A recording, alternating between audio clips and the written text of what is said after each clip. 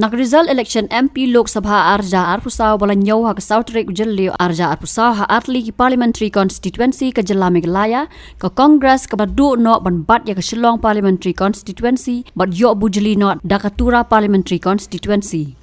Ke Congress kalau yo jingjop hatura lingbau Saleng e sangma ubadeiru MLA ke Gambai gere ubal yo korador lailak prapulai hajar kandai spa khat kandai vote.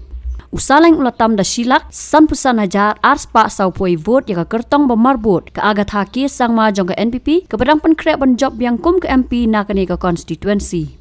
Ke Agatha kalau yok kur arlak arpra hajar hendrius pa nyopu pra vote bat ke jingdon kat prangut ke MLA ke NPP harilom garu kam syam lala ban le AA ban penjob yang yaka. Shushu uwaipat ukurtong udew zenet sangma ke All India Trinamool Congress ubal yok kur tang sapu pra hajar nyos pa khandai vote wat la ka don saungut ke MLA harilom garu. Ulaben CH Marak ukurtong klamseng ubal yo hendrio hajar khandai spa shipo vote ula syutam tang khendiat yau budam nota ubal yo san hajar praspa saupo vote.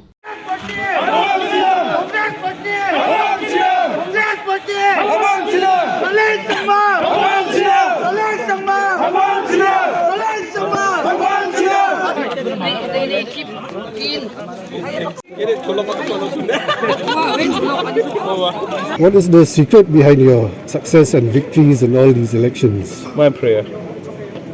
I've said this before and I will say it now also. My prayer. So that's the whole, strength. And then that's what's keeping me. Do you think your victory there will be any change in the politics in Meghalaya?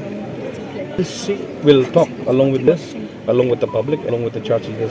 So we'll look into that matter. And will we see the leaders who have left the Congress before they are coming I don't back? want to talk about them actually, Okay. since they have already left.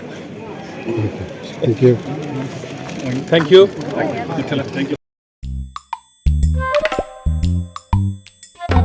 Habatin, pej bahagi kishab, kashab plus F.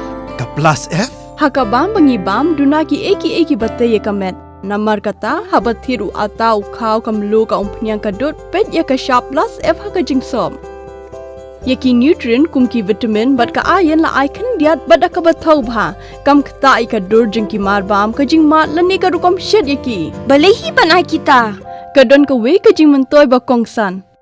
Ka kot ka kia. Ka nutrition bakam bha ka jing im bakam bha pendon kam daki marba medon ka sharp plus F menta kasni. Lawan Ra Shafi Lingba ko office jong Commissionerate of Food Safety Meghalaya.